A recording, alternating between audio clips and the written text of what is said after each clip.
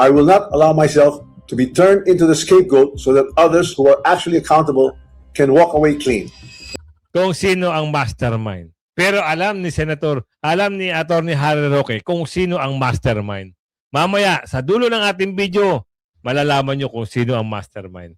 Nasabi ni Claire Castro na may picture pa raw at tao daw ito ni Duterte dahil may picture si Franco Mabanta kasama si Duterte, si Inday Sara at ako.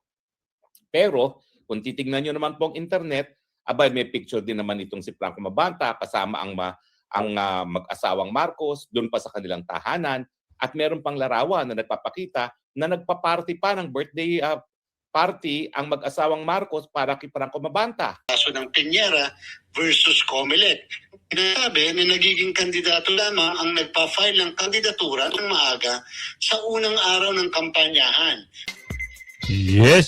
Magandang hapon muli sa ating mga kasama. Nandito naman tayo si Kuya Gus nagbabalik. Siyempre, hindi ka pa nakasubscribe, pa-subscribe na lang po at hit mo na rin yung bell para lagi kang updated sa ating mga video. Nako ho, yung pasabog, ito na ho. Ang ikagugulat ng lahat. Iskandalo ng milyon-milyon at sino ang mastermind. Mabubuking na sa video na ito. Kaya pero bago natin simulan yan, like and share, samahan mo na subscribe. All good sa tayo dyan. At andyan lang ho yung join button kung gusto nyo sumali sa ating komunidad. At syempre doon sa shoutout segment natin, tapusin yung video, baka isa ka na sa na-shoutout natin. Eto na ho. Talagang kahindik-hindik ka ang pag-amin na meron pinapangalanan na dito. Pero ano ang pagkakaintindi ng lahat? Sino ba talaga ang mastermind? Kasi parang nakukulangan eh. Bakit meron lang pinupuntong pangalan, pero ang nakaupo at panggulo ay parang nawawala sa eksena?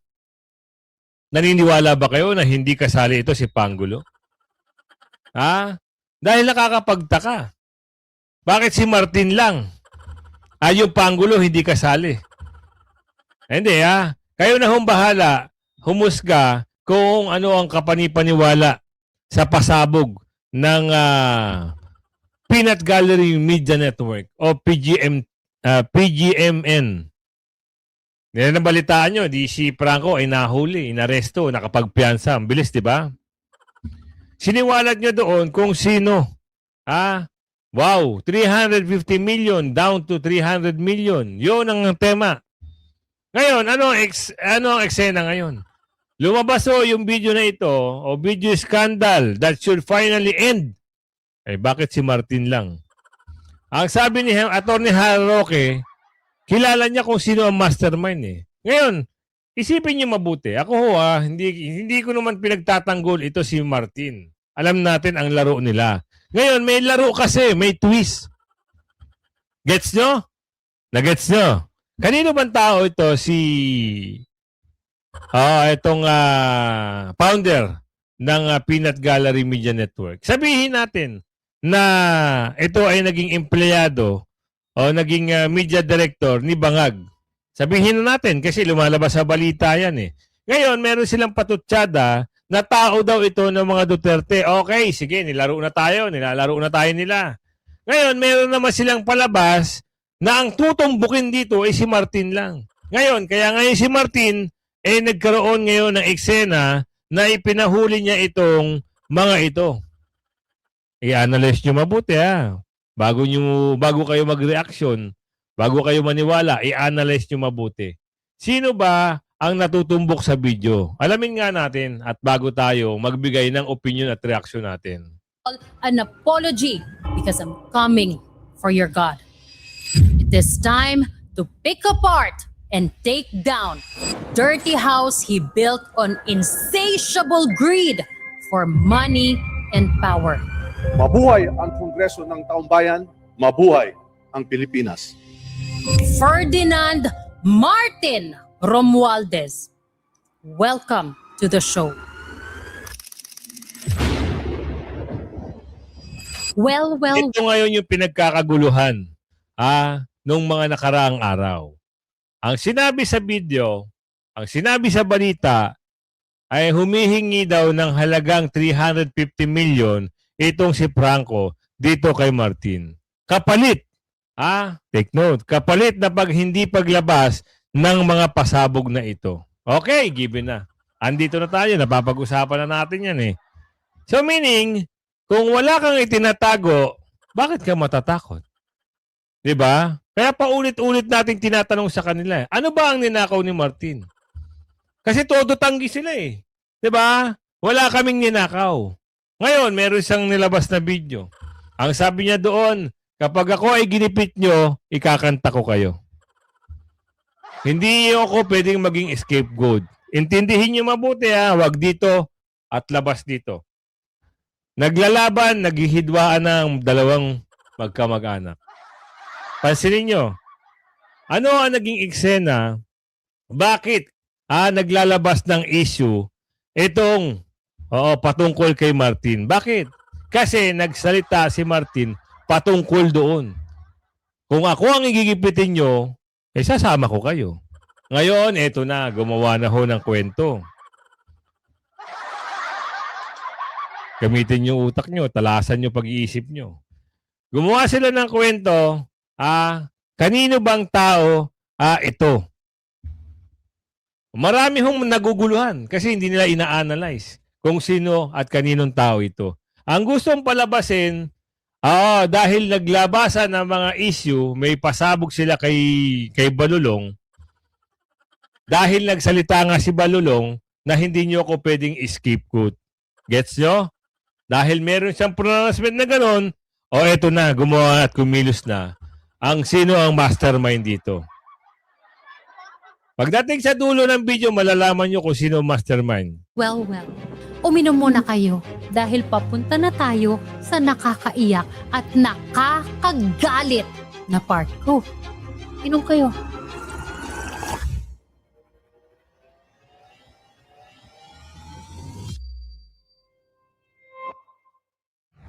I'm sure by now, kung hindi man ninyo napakinggan ng buo, alam ninyo na nagsalita na si dating House Speaker Martin Romualdez tungkol sa nangyaring pinakamalaking pagnanakaw sa kaban ng bayan under his watch. Now, Tama, nakuha nyo. Nagsalita na si Martin kung sino. Hindi naman tinukoy doon kung sino, kung meron kasing pagnanakaw eh.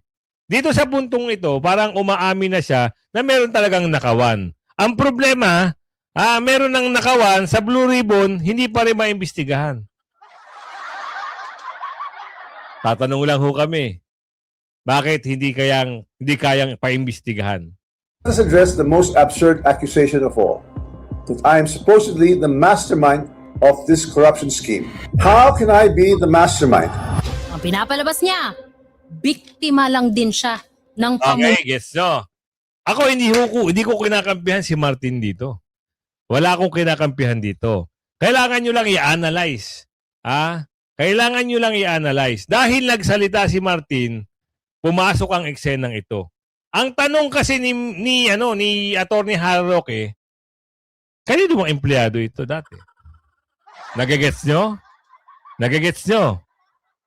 Antayin natin uli ang paglabas ni Martin. Kasi kailangan niya sagutin itong paglabas ng video na ito eh.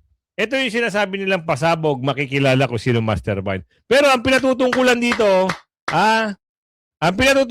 ang iniipit dito si Martin. Siya ang mastermind. Pero ang sagot ni Martin doon sa video niya, hindi ako. Hindi ako nag-iisa. Damay-damay tayo. Nakukuha nyo?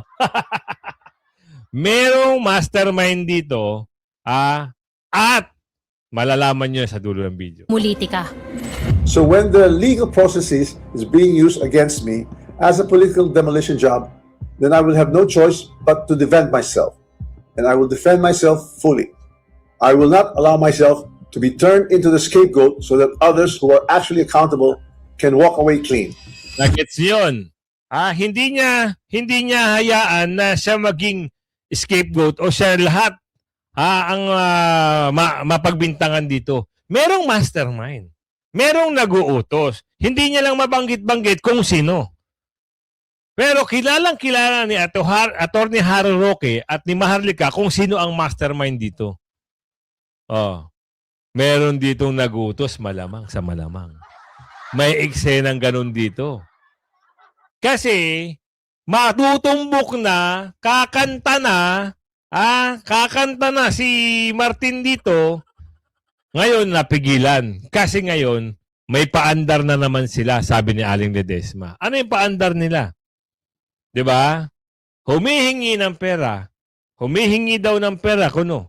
Hindi natin alam kung totoo o hindi. Dahil sa humihingi ng pera at lalabas ang video, natunugan ito ni Martin. Pina-interrupt niya. Ano ang kwento nun? Totoo ba ang kwento na yun? Maraming bagay-bagay na pwedeng i-divert ang issue. Pwede yung tanggi. Hindi lang naman ako. Ang mastermind. Hindi lang ako. Sino nga? Pagkatapos pumutok ng flood control scandal last year, Sana po talaga maayos na po natin yung flood control systems natin para po sa mga baha dahil po kami po mga estudyante po yung nahihirapan.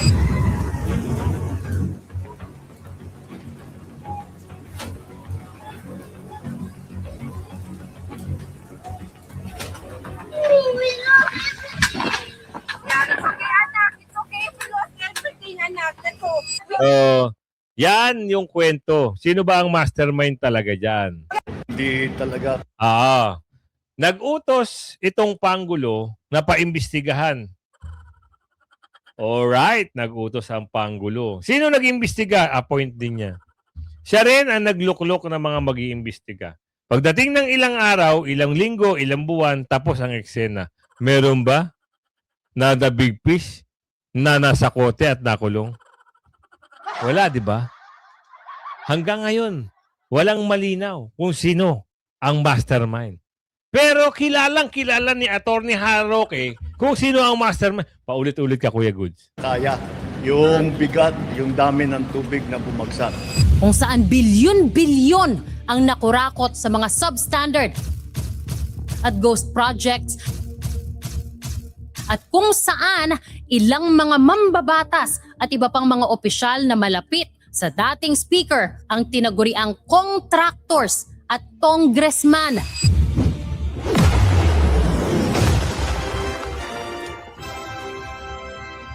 Dahil sa questionabling pagkapal ng kanilang net worth o kita ng kanilang mga kumpanya at pagkatapos mabanggit ng ilang beses ang pangalan ni Martin Romualdez ng iba't ibang mga witness, Martin Romualdez. House Speaker Martin Romualdez. maliban sa mga nagbubulag-bulagan at mga pumaldo para pagtakpan siya, Si Kong Marvin Rillo naman ay ilang beses na binabanggit ang pangalan ni Speaker Martin Romualdez bilang kanyang malapit na kaibigan. Sa tuwing umiinom kami sa Wine Story, sa PGC at sa Shangri-La Mall, sinasabi pa ni Kong Rillo na lahat ng kanyang request para sa pondo ay galing pa mismo sa unprogrammed funds at insertion na inaaprubahan ni Speaker. Ang tao ni Marvin Rillo na si Bogs Magalong ang pumupunta sa amin para kunin ang pera sa aming opisina o sa Wine Story. it was clear to us that as Speaker of the House, he played a big role in the scheme. And for that, we all hoped he'd go to jail. Kung makikita niyong personal, si Carla Diskaya, makikilala niyo? Yes, Your Ayan na tayo. Diyan na yun nagkaroon ng investigasyon. Pero, ang investigasyon na yan yung kay Gutesa. Pero yung naglabasan ng 18 Marines, wala na tayong kwento doon.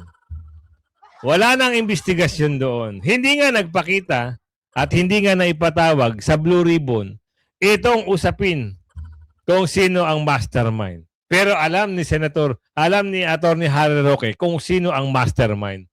Mamaya, sa dulo ng ating video, malalaman nyo kung sino ang mastermind. Bakit naglalabas ng ganitong video?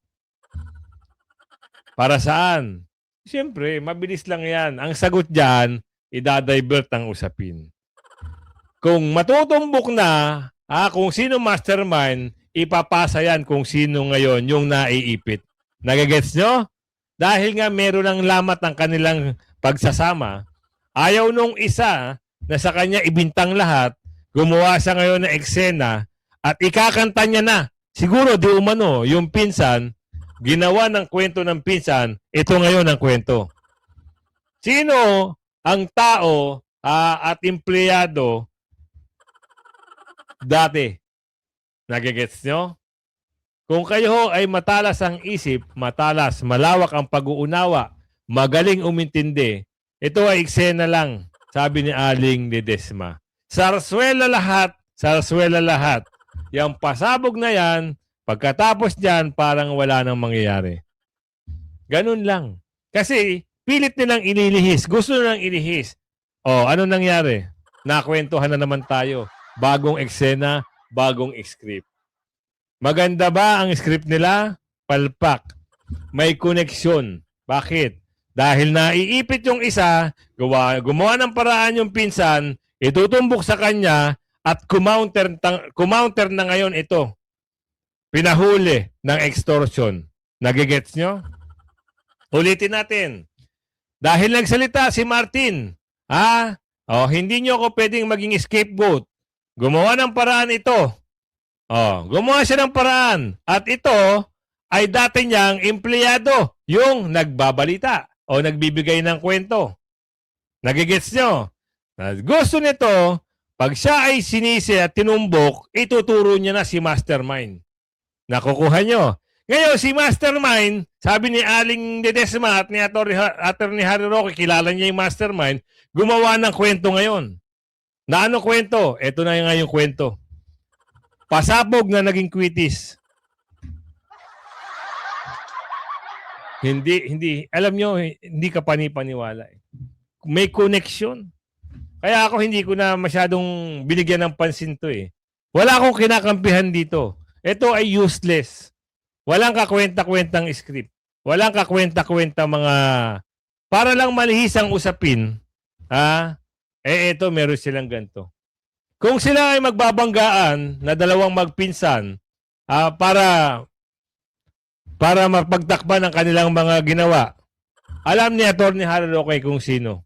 Ipapasok ko sa inyo. Para magkaalaman kung sino talaga ang mastermind. Ngayon, ang pinag-uusapan hindi kung ano yung dapat pag-usapan talaga. Ang pinag-uusapan kanino bang tao itong si Franco Mabanta? Sinasabi ni Claire Castro na may picture pa raw at tao daw ito ni Duterte dahil may picture si Franco Mabanta kasama si Duterte, si Inday Sara at ako. Pero kung titignan nyo naman pong internet, may picture din naman itong si Franco Mabanta kasama ang mag-asawang Marcos doon pa sa kanilang tahanan at meron pang larawan na nagpapakita na nagpa-party pa ng birthday party ang mag-asawang Marcos para kay Franco Mabanta. Sino ngayon ang mas paniniwalaan nyo? Diba? Gusto na lang ilihis ang usapin, noong lumabas at naaresto si Franco Mabanta, ikuugnay nila sa mga Duterte. Hindi nga pwede. Kasi may mga video, may mga picture na naging empleyado. Nasa internet pa. 2016 pa lang, empleyado na ito na mag-asawang sinasabi ni Attorney Harry Roque. Ngayon, gagawa ng eksena. Merong pinasabog, aray. Wala, hindi mo paniniwalaan. Lugi ang eksena, yung producer niyan, talo. Nasa na ngayon? Sige nga. Sabihin nyo sa akin, nasa na ngayon yung tuloy ba ang di ba nag-bail na? Nakapag-bail na ho. Yun lang ating reaction dun. Reaction at opinion. Kung gusto kayong paniwalain ng eksena na yon, mas malamang. Ako, hindi nila yung ganong eksena, sasabihin. Magbabakbakan ng dalawang magpinsan, tapos ituturo sa Duterte. Nung hindi kinagat ng taong bayan, magtuturuan. May extortion na nangyari. Saan ang galing ang pera? Kung dami man yun, kung dami Mark money man yun, okay, nag-effort pa sila. Ang dami nilang pinagawa. Gets nyo? Dito tayo. Video ng pamimigay ni Representative kasi meron hong nakuha ng video. Hindi naman natin alam kung election yun eh. Basta meron lang video ng pamimigay ng pera daw ni Congressman Libiste. Inalam ng COMELEC kung kailan nangyari. Kita nyo na. Inaalam. Eh, wala eh. Hindi nyo pa alam kung kailan eh, binigyan nyo kagad ng kulay.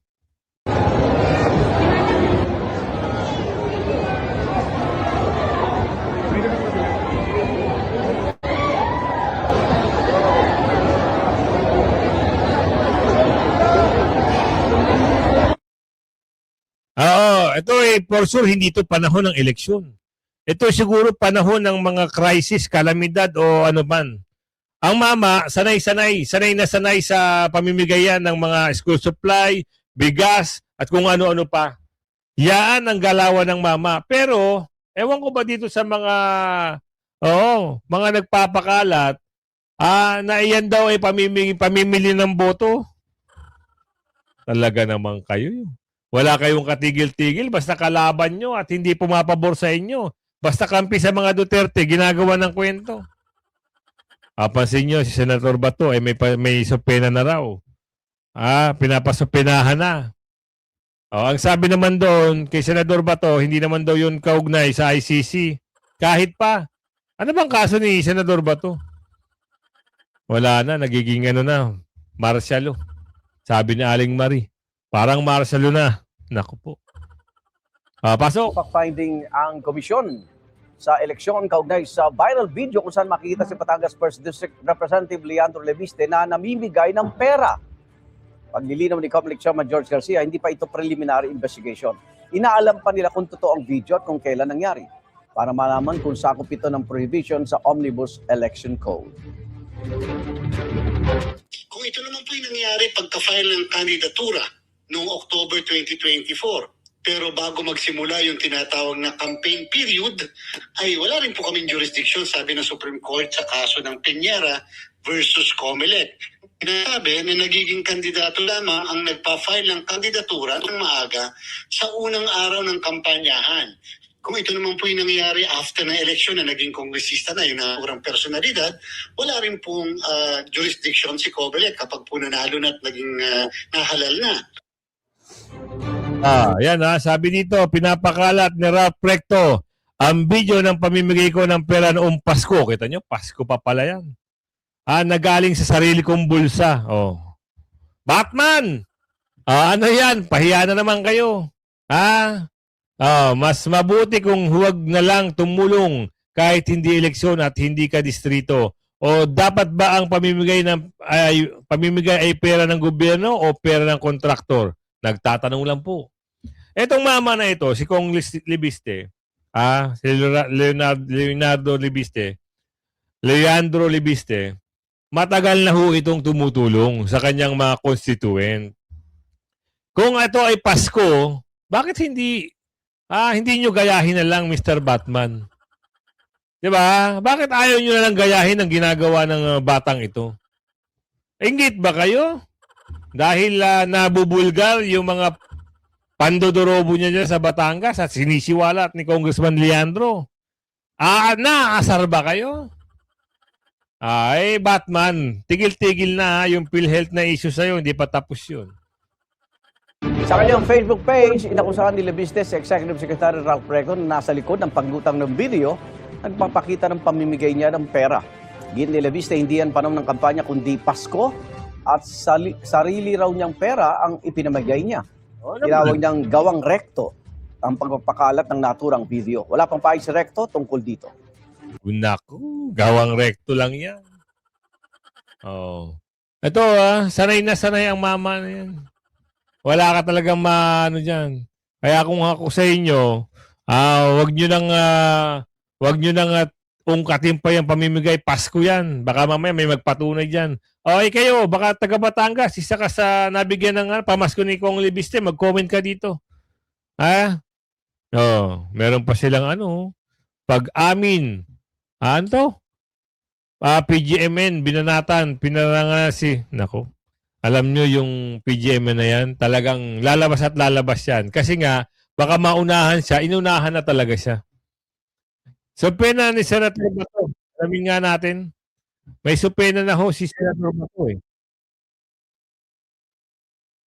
Supena para arestuhin. Supena Senator Bato de Rosa naisilbi na. Nako, ito na problema natin ngayon. Baka ngayon na dahil sa gawa-gawang kwento na naman ito, mawawalan tayo ng senador na ayaw yung sa impeachment baka makulangan tayo ng gumagawa ng paraan talaga para ma-impeach si BP Sara, ano? Hindi kasi parte si Senador Bato ng Senado. Oo, meron siyang boto roon. Eh kung halimbawa lang talaga na magawa ng kwento si Senador Bato, eh di makukulangan tayo ng boto. Diba? Nako, ito pa mga kwento ngayon. Maraming lumalabas ngayon. Mukhang papalitan bilang Senate President ito si 2000. Ay, yan. Ang kukulit nyo kasi. Ang kukulit nyo. Wala kayong magandang ginawa kasi. Puro kayo politika. Tapos na kasi ang politika, pinapasok nyo pa rin. Ang mga sira-siraan, bago lang yan. Dapat mag-eleksyon. Eh, hindi. Tapos na eleksyon, puro politika pa rin ang banat nila. Ang dami nila. At doon sa mga congressman, malalaman natin ngayon kung ano ang kalalabasan sa plenary. Ano oras ba at ilan ang boboto ng yes? Oo, matakot kayo sa sinabi ni Miss Cathy Binag. Matakot kayo sa pronouncement ng isang religious group. Mahihirapan kayo talaga makakuha ng boto. Yan ang dapat yung katakutan. Yung impeach nyo si BP Sara. So ngayon ito live sa tapat ng ng Supreme Court. Meron hong nangyayaring mga